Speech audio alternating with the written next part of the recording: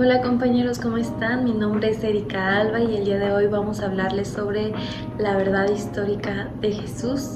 En esta ocasión teníamos que estar a favor y en contra, pero en mi caso ha sido como muy complicado por la información que hemos estado viendo y buscando, y todo eso ha sido muy complicado para mí. Tener información en contra o darla en contra, pero yo creo que más que esto, en base a varias investigaciones que he hecho, puedo decirte que uno va a decidir creer si quiere o no, y no podemos dejar de hablar de la verdad de Jesús, ¿no? O sea, porque hay muchas fuentes fuera de el cristianismo, de gente que no es cristiana y que al final de cuentas pues mencionan a Jesús, ¿no? Y para mí pues son un dato mayor que al final de cuentas ya de uno depende si decide creer, si decide estar en contra o decide estar a favor de la verdad histórica de Cristo, ¿no? El día de hoy quiero mencionar que, quiero comenzar hablando un poquito más acerca de algunos escritos de historiadores que son fuentes no cristianas que mencionan a Jesús y que nos dan a entender de que realmente Él existió, ¿no? Y estas fuentes son Flavio Josefo, que es un judío, Tácito, Plinio el Joven, Suetonio, Marabar, Serapión, Apolonio de Tiana. Estos son varios historiadores que mencionan a Jesús. Algo que me gustaría mencionar es que Flavio Josefo, en su obra Antigüedades Judías, menciona a Jesús y su ejecución por orden de Poncio Pilato. Aunque algunos estudiosos cuestionan la autenticidad de ciertos pasajes, la mayoría coinciden en que Josefo se refiere a Jesús. Y asimismo Tácito, en su obra Anales, que menciona a Jesús en su ejecución, Suetonio, que igual en su obra Vidas de los 12 Cesares, igual menciona a Jesús. Y así, entre varios, ¿no? Que no son cristianos. Hay otros historiadores cristianos, que en este caso sería Lucas, en el siglo I después de Cristo, Clemente de Roma y Eusebio de Cesarea, que son ellos. Y bueno, para mí el poder darme cuenta en estos aspectos sobre estos historiadores que mencionan a Jesús, o al menos en sus ciertas obras como hablan de partes de su vida, pues a mí me dan a entender que el Jesús de la historia pues es completamente real, ¿no? Aquí no podemos como estar en contra de que no existió. Él existió. Otro de los puntos como muy difíciles de explicar acerca de la vida de Jesús, y es la resurrección. Para ellos intenté buscar muchas fuentes y sí mencionan algunas, como pues Flavio Josefo, pero en sí como que no da mucho énfasis a la resurrección, ¿no? Pero bueno, aquí tenemos a un autor muy importante que es Pablo, y al leer de la vida de Pablo para mí me impresionó como muchísimo, ¿no? Cómo tiene este encuentro con Jesús. Al tener este encuentro con Jesús pasa tiempo, ¿no? Para conocer a los apóstoles y él darse cuenta de que pues había muerto y resucitado, ¿no? Después de 5 o 7 años de los eventos.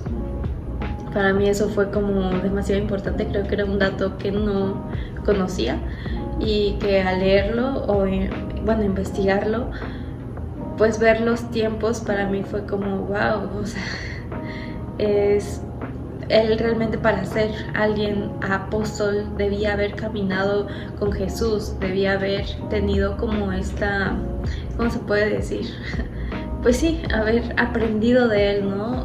Cara a cara, pero realmente no fue así, y fue completamente diferente su llamado en Damasco. Al investigar un poquito más si existen fuentes no bíblicas que mencionen la resurrección de Jesús o que proporcionan contexto histórico sobre la creencia de la resurrección en la época del Segundo Templo, pues me desenlazaba varios.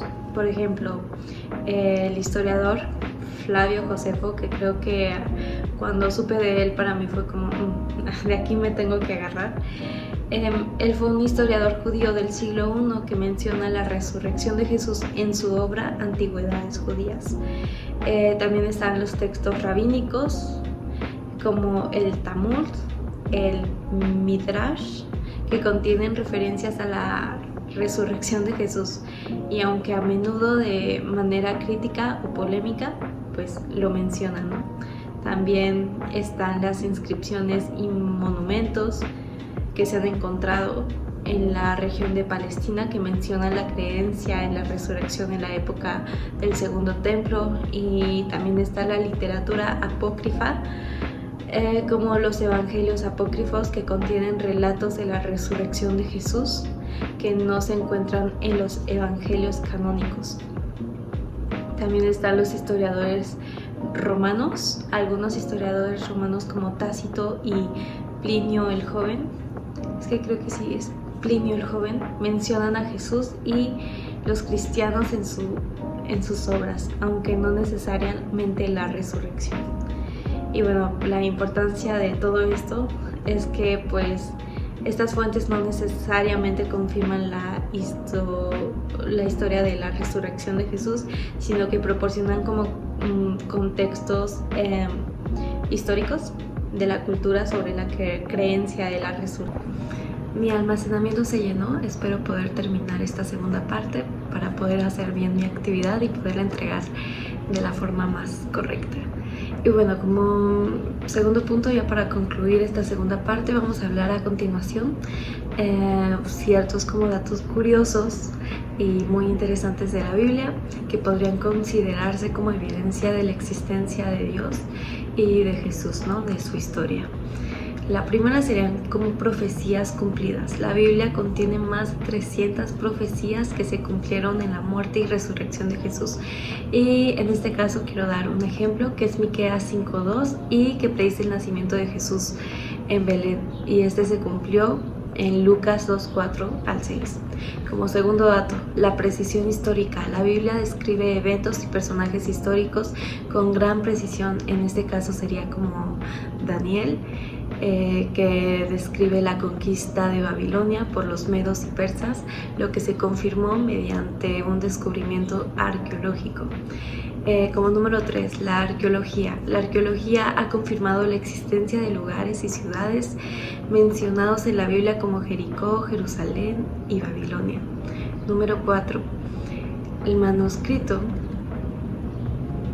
más antiguo, que sería el papiro 52, que data en el siglo II después de Cristo y contiene un fragmento del Evangelio de Juan. Como número 5, la unidad y coherencia. A pesar de que la Biblia fue escrita por más de 40 autores, es un periodo de 1500 años que presenta una unidad y coherencia en su mensaje y enseñanza. Número 6, la transformación de vidas. La Biblia ha sido el instrumento de transformación de billones de vidas a lo largo de la historia, y su mensaje pues habla del amor, del perdón, de la redención, y sigue siendo relevante en la actualidad, ¿no? Como número 7, la precisión científica. La Biblia describe fenómenos naturales científicos con gran precisión, como la esfericidad de la tierra, que viene en Isaías 40:22, la circulación de la sangre, Levítico 17:11, y la importancia de la higiene y la salud, Levítico 15:13. Y ya como número 8, la profecía de la destrucción de Jerusalén. La Biblia predice la destrucción de Jerusalén por los romanos en el año 70 después de Cristo, lo que se cumplió después de los registros históricos.